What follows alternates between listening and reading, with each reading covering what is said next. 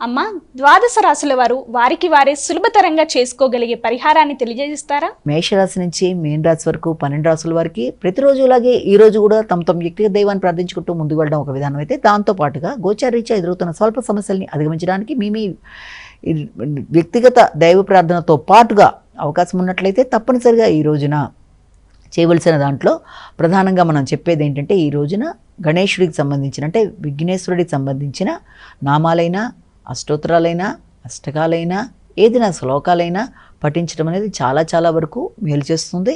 అదేవిధంగా గణపతి మందిరాల దర్శనం కూడా చాలా వరకు అనుకూలమైన ఫలితాలు ఇచ్చే అవకాశం ఉంది. కాబట్టి గణపతి దర్శన, అదేవిధంగా ఆలయాలు దర్శించడంతో పాటుగా ప్రార్థన చేయడం అనేది చాలా వరకు విశేషంగా అనుకూలతలు ఇచ్చే అవకాశం కనబడుతుంది.